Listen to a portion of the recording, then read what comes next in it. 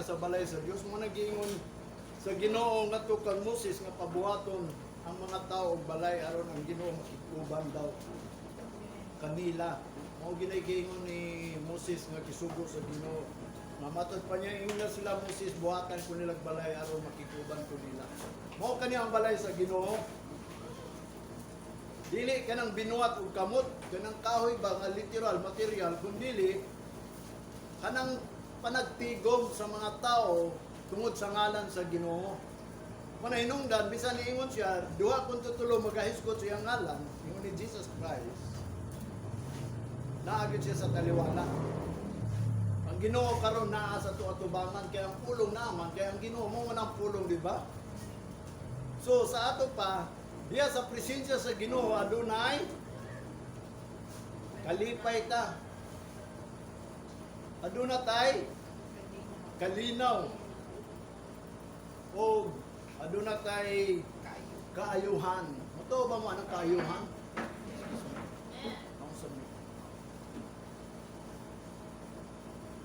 Ay lang tanawan niya ako ang dagway. Paminawagin niyo yung pulong. No? Kaya niya nita diri tungod sa pulong sa Ginoo dili sa tuwa. Mo bitaw ning gina-record nako ni.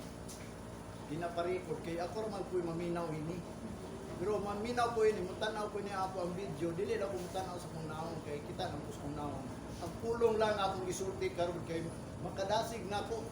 Bisan ako kay kundi ko malipay sa kong wali sa ato pa dili gid tama akong giwali. Malipay man ko. Mo bitaw na nga ang Ginoo nag-ingon. Si David nag-ingon siya sa Psalm chapter 1 verse 3. Bulaan daw ang tao nga nagakalipay sa diya makadungog sa pulong sa Ginoo. Mo bitaw nang minuko ninyo kung makadungog mo sa pulong sa Ginoo, malipay ba mo? Okay, mao man ang pulong nga din ang ato ang suga, ang gabayan sa atong kinabuhi. Labi na ang kalibutan, kalitapos na kay kani, naisulat man ning tanan. Mo bitaw na ninitag na maghisgot dito sa pulong sa Ginoo, may tungod sa umalabot. Kaya naa naman ta sa kaulahing mga adlaw, katapusan ni mga adlaw siguro ang mga ibang tao walang tuo matapos ang kalibutan. Nanibaw na ta nga ang mga ilanan ay tabo na. Madin matud pa sa Ginoo si mismo si Jesus Christ sa iyang pagbalik. Na adunay mga ilanan iyang gisulti dis kalibutan unong kabuk ilanan unya naa na ta sa third to the last sign. Katong gingon ninyo nga ang pandemic ug ang second to the last sign kanang moabot nga kagubot dis kalibutan nga gira aron mahimutan usa ka kalibutan one world order. Wala gingon kay usaon man gini sa Ginoo ang kalibutan, usahon jud niya tapukon yang mga nasod katong gibasa sa inyo atong miaging Domingo. Aron ibubo niya ang iyang kapungot. Tapukon to niya mga tao nga nadisulit nga nawala sa pagpangalagad sa Ginoo. Dili man tayo ingon abi kay daghang Christian mahiusag gyud sa Ginoo. Ang propesiya sa Ginoo gamay ra ang nakatultol. Mo bitaw na paningkamutan yun na to nga sa gamay usap pud ta, di ba? Dili ingon nga diin kay abi kay gamay ta nakatultol ta, maningkamot ta. Mo bitaw na nga diin adunay usa ka pangutana. Naisulat diri mismo si Jesus Christ gipangutana. Naisulat sa Matthew o sa wapa ng utana ni nagingon na daan si Jesus Christ sa mga tao samtang nagwali siya.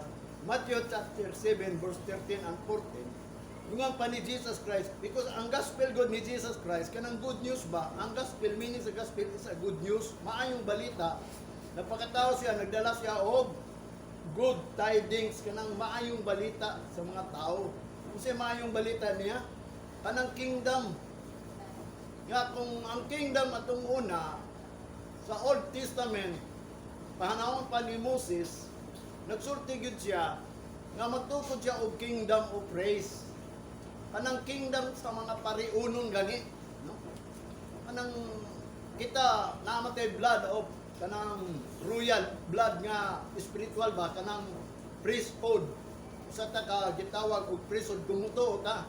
Munay gingon sa Bible nga diin kita mo oy magdadayeg sa Ginoo, maghihimaya ba mga alagad sa Ginoo nga gitawag atong unang panahon mga priesthood nga budaya guys sa Ginoo.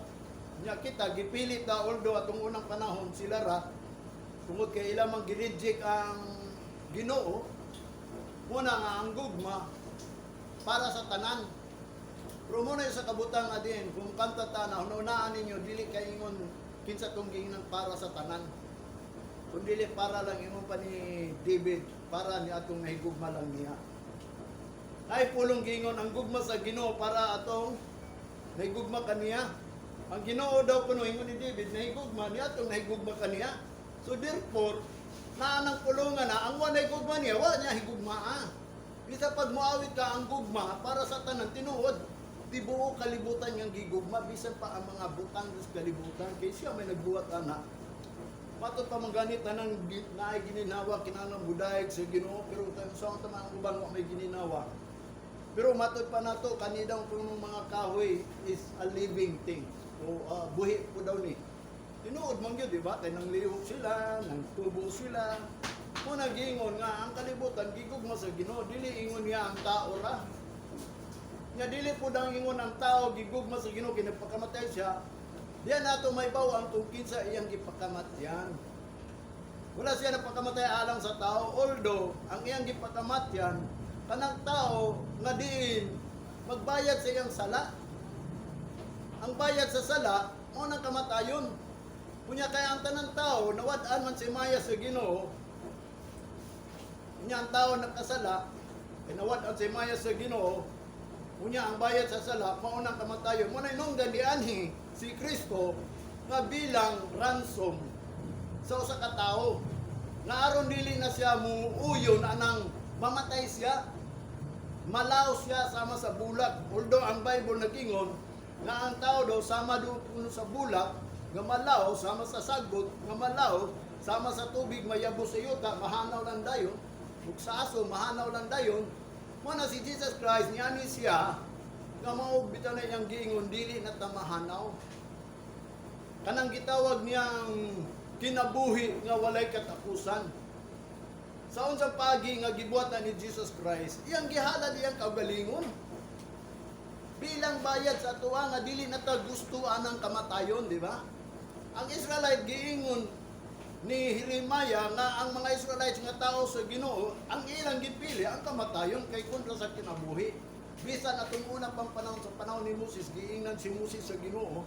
Moses, ingna sila nga heaven and earth is a witness nga akong gisit na sa ilaha life and death, pilian nila ang life, papilia sa ila ang life aron sila mabuhi, pero sa may ilang gipili kamatayon. Kita pod sa tinuod lang dili tayo sa Ginoo, ni join lang kita kitang mga Christians kung makabasa lang gyud ang mga magtutudlo ana no, dili ingon nga gipakamatyan ta ni Kristo. Si Kristo nagpakamatay sa tao. Nga ni atong mudawat ug mutuo sa Ginoo kang Kristo Jesus. Nga si Kristo mao kana ang lokat daw kuno sa mga tao, kay ang Ginoo may nagbuhat sa tao di.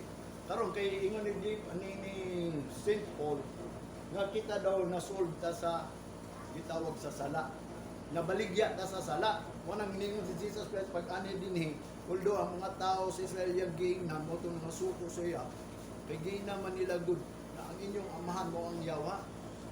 Diba? Nag-ingon man siya, waba mo nakakwana na. Wabita nang ingon tuta mo, kanya akong gisulti tanan, nabasahan ako diya. Mismo si Jesus Christ nag-ingon, ang inyong mga amahan, mga yawa. Kaya nga naman, katong mga propita, nga nag-ingon sila propita, mga priest, nga nag-ingon sila, mga sacerdote, mga Levites, gikurap nila ang pulong sa Ginoo, ang covenant ba, ilang ginegosyo. Muna nga, nidagko ang simbahan, halos naman ganin kalibutan, religion na ang naglabaw, no? Dili na government, nag-control sa gobyerno ang reliyon na, isanasa. Muna nga din, sila, giingnan sila nga din, ang ilang amahan niya, kita mga Gentiles, nakakita lang taglight kay prophecy mangguna sa Ginoo nga si Jesus Christ is the light of the world. Nya the Gentiles mo ni Isaiah see the great light. Kinsa na nakita na to nga great light si Jesus Christ. Mo bitaw na si Jesus Christ is the light of the world. Unya kinsa tong mupalo kaniya dili na maglakaw sa kangit-ngit kun dili na sa kayag kung mupalo. Mo bitaw nungdan nga din kita niduol sa Ginoo because nakita na to ang light nga diha kang Kristo Jesus. Doon na day tayo paglaom, doon na tayo light ba. Para ani karon, kasi pagtuon ninyo ng pandemic, mahuman. Wala tayo kabalo, di ba? Magkagrabe. Pero dili na naangay na to kabalakan kay ang Ginoo. Muna atong guidance, mabita ng hinungdan nga din. Kung ani kita dili sa simbahan, kay ang iya ang mission o ministry sa Ginoo is pagsulti lang yun sa pulong sa Ginoo nga diin doon na siya gitudlo. Mo nang gingon doon ay justice yang gisulti ug doon ay judgment yang gisulti. Doon ay mga paghukom ba sa mga butang nga din kung magbuhat kag daotan, man ka. Pero kung magbuhat ka og just, gayran ka sa Ginoo hangtod sa pagbalik kay tagaan taganti kanang reward nga mao kanang everlasting life. Mabita na si Kristo, siya ang gihatag sa Ginoo nga ang Ginoo nay gugma sa mga tao nya kay nasolve man sa sala nya ang bayad sa sala mo man kamatayo mo na si Kristo ni ani din dili aron paglukat nimo kundi aron magpakamatay aron dili na ta moadto sa kamatayon. Kung dawato na to si Kristo di ta moadto sa kamatayon nga sama sa uban mga tao nga gingon ni Jeremiah ang tao gyud mismo sa Ginoo gusto sila kamatayon. Kanang baliwalaon lang gani ang Ginoo, ana na sila musampit sa Ginoo kanang hapit na pud mamatay. Nga ingon pa ni Solomon og ni David, sa diya daw masultihan na ang tao, nya di maminaw, there is no remedy na. Mo bitaw hinungdan bisan pag magampo ka diha nya naa ka sa gitawag sa lugnan na padung na ka bidlidi na ka wala na daw na remedy. Mo bitaw nang ningon na Ecclesiastes, remember the Creator, ang nag-create nimo in the days of your youth, samtang batan-on pa ka. Kaya nga moabot ang difficult time. Wala gyud kay maingon nga naa kay kalipay. Mingon na gyud ka wa koy kalipay. Mo nang gingon sa Ecclesiastes chapter 12 verse 1. Mo bitaw na kita atong tan-awon niya kung kagalingon. Kay wa tay maingon kung wala ang Ginoo. Kay siya na nag-ingon, nagsugo siya sa kang Jesus Christ nga lukaton jud daw ta. Pero sa tinuod lang ang iyang paglukat nato dili aron pagluwas kundi dili pagbayad sa sala. Mo bitaw nang siya giingon nga siya mo'y nagpakasala. Siya mo'y giingon nga din siya gikundim. Tungod lang nato siya ang gikundim, siya ang giingnan nga makasasala. Motong nagpakamatay siya, namatay siya. Pero diya sa iyang pagpakamatay iyang gisulti nga din ang tao kay siya mabanhaw po ta. Nga din kung kita mudawat sa Ginoo mo na ang iyahang mission diri. Unya, doon na siya giwali. Dili lang kay ingon gilukat ta. Dili lang kay ingon gibayran ang atong mga sala, kundi doon na siya good news. Ang good news niya kanang kingdom. Kanang kingdom nga din ang plano niya atong unang panahon muhari gyud unta siya. Magtukod siya og kingdom of praise. Nga wag gyud nakatukod ana kanang gingharian sa pagdaig ba wag gyud nakatukod. Yabot na si Moses, si Joshua gisaaran og lugar o promised land unya wa pa gyud sila nakabat-og kalinaw dito nagsigi gyud og kagubot kun hinungdan wala sila nakahari dis kalibutan nga diin walay makapildi nila. Yabot ang panahon gipakita sa Ginoo nga siya gayud ang mutukod. Mo nang si David gipili na daan nga mahimo gyung hari dis kalibutan nga diin surrender tanan kalaban niya. Mo na siya even nga gitawag siya sa Bible a man of war. Nga naman tungod kay waylain ang iyang gibuhat, gipakita niya ang gahom sa Ginoo nga siya hari nga kauban ang Ginoo. Nga din ang gusto sa Ginoo nga si King David maghari siya by the grace of God. Pinaagi gyud sa grasya sa Ginoo mo to si David ang nakabuhat sa tanan nga gisugo sa Ginoo kaniya.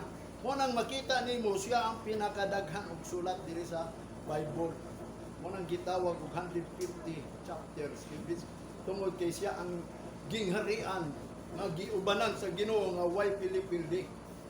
Unya karon niabot ang sulod niya kay siyempre ang Ginoo do na may plano. Mo nang 6,000 years maning kalibutan jud sa tinuod lang ha. Na isulat ko na sa Bible 6,000 years yun na nga 6 days lang ning kalibutan sa Ginoo pag ikapito iyahan na. Wala yang gingon dito sa Peter. Wala nga din si David nahimong kingdom na why makabuntog. Nya niabot ang panahon kay si David na amang gitawag og plano sa Ginoo gikuha si David. Kay wala may makasukol niya gipuli si Solomon. Wala gitawag si Solomon is the man of praise. Nakapaulay siya kay wala may mulaban niya. Moto ang kingdom nga gibuhat ni David. Unya ka na si Jesus Christ, sa diya nga gisundan ni Solomon, nauntay kalinaw apan tungod si Solomon sa iyang kadato nawala siya sa Ginoo. Mo bitaw na naipulong giingon niya sa Proverbs, ayaw ko himo ag dato, kay makalimot ko nimo. Ayaw ko papobriha, kay makasala ko nimo. Mo bitaw na tanan mga pobre usay makasala ta, di ba? Kasagaran pobre makasasala gyud. Makasala na lang kay mangita maggusto.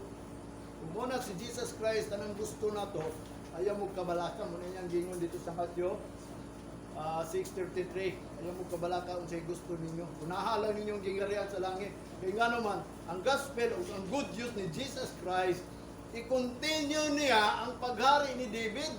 Mabitan ng si Jesus Christ, kaliwat ni David.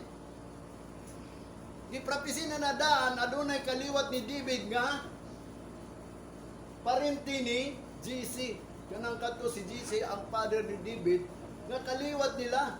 Muna si Jesus Christ.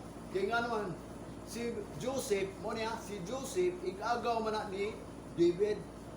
Unya si Joseph nagminyo kang Mary giprapisi ilang gituhuan wa may naibawa na nga si Jesus Christ dili gid tunay anak ni Joseph kay anak man siya sa Ginoo gililong to. Yang ipakita lang ito nga sila nga din si Joseph mo bitaw na abi mo sa tinuodan si Mary batanon, si Joseph matured na, si Joseph guwang na siya ba niya siyempre gikuan sila sa espiritu sa Ginoo nga gitagpo sila kaya ang plano sa Ginoo nga si Jesus Christ matao sa ilaha moto giingan lang sila nga kaliwat yun ni David. Moto si Jesus Christ kaliwat ni David moto ang uban nga din nakabasa sa Old Testament nga dili si sardote mga parasyo mga eskriba kay di matusulong ito si Zacarias no? Usa ka gamay nga pare lang nasa sa gawas mutuog yun siya nga wabot ang Misaya nga kaliwat yun ni David nga diin mo daw na hari una daw siya mamatay si Zacarias makit-an yun niya ni bata mo to inungdan sa diha nga natao na si Jesus Christ kang Mary nasugatan ni Zacarias. Pagkasugat niya, nalipay din siya. Paguli niya sa balay, motong nawala na ang iyang kusog. Kasi sa iyang katigwangon ba? Atong unang panahon, di sa Bible, ang katigwangon, matulog lang, dili magkasakit. Walay mga tiguang atong unang panahon, sama ni Abraham, sama ni Moses. Sa ilang tanan, nangamatay lang sila, na natulog lang. Although na usa dito si Isaac, the father of Jacob, siya ang kamatayon niya, natulog lang. Sa iyang pagkatigwang, nawala yung pananaw lang. Siya ang nawala ang pananaw. Nga naman, kaya ang plano sa Ginoo, hindi siya kakita ni Esau. Ay si Esau, unta ang mudawat. Muning gingon ang anong si Esau, yung tayo mudawat, kaya siya maguwang. Unya ang mangod si Jacob, gibuhat to sa Ginoo nga gipawong ang pananaw aron di gyud siya kaila bisag paghikap na wa siya kaila mo to ang panalangin niya to kan Jacob sa manghod therefore iyang gisulti ang mensahe ato kung imong sabton gyud kadto lang willing gyud ay sa blessing si Esau dili man willing nagpaabot man lang siya abi kay siya mo'y magulang siyempre ang balaod nila tunguna kung kinsa tong first fruit mao toy mumana gyud sa panalangin sa Ginoo. Kunya, giisugo siya, abi kay gisugo siya dito, ala, gibuhat lang niya. Nga wa siya nag-after sa blessing, kay iya mong madawat. Hangtod niabot ang panahon, niuli siya sa balay, perting gutuma, kunya ang mama ni Jacob, willing man kayo nga, si Jacob yun makakuha yun sa blessing, motong kitabangan sa mama. Muning mama yun dapat yun magtudlo yun about anong blessing ba, no? Kaya mo nagingon ni Solomon nga train your child the way he go. The way he go. Kung asa siya mo adto. When he grow, he will not depart.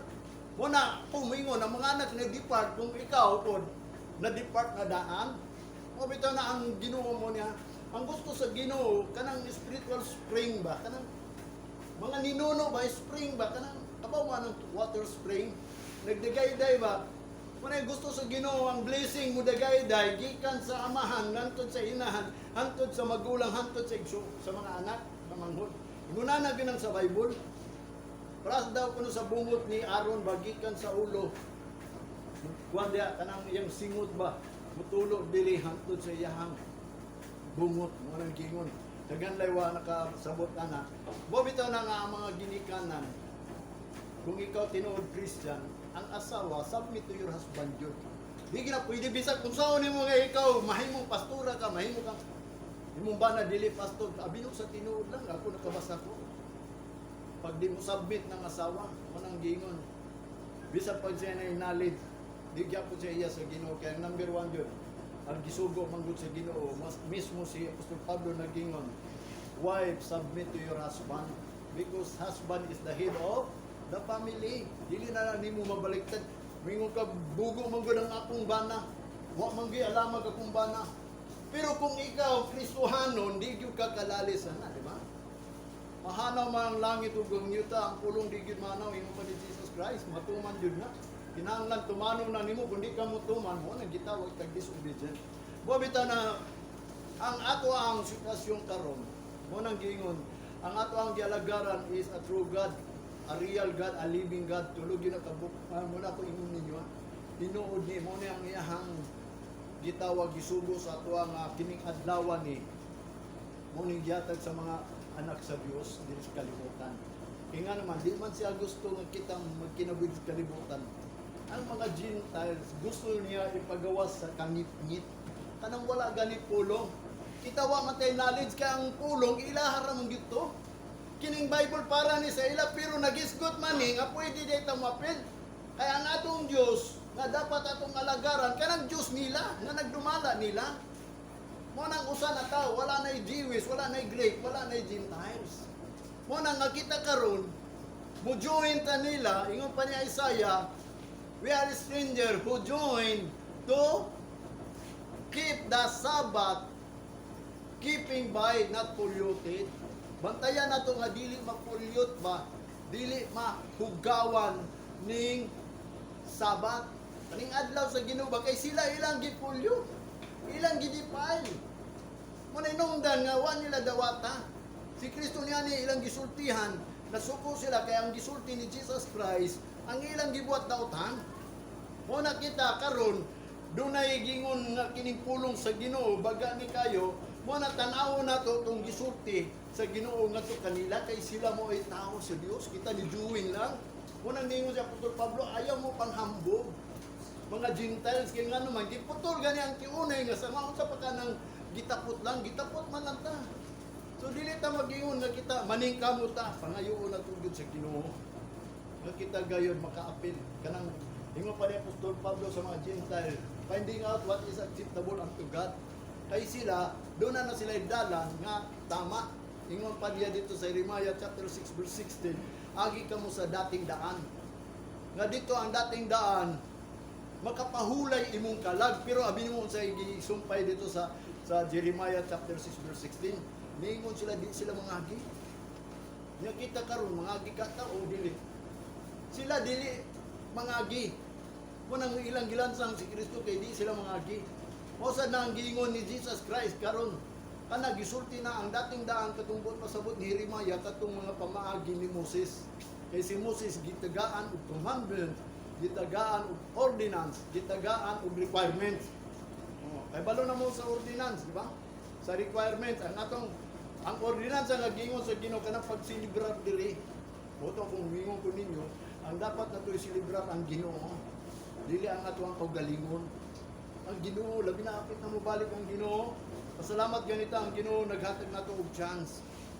Naghatag nato sign mao bitaw ni nga makaingon nata amazing grace gyud sa Ginoo. Kanang gitawag amazing grace karon na nahitabo.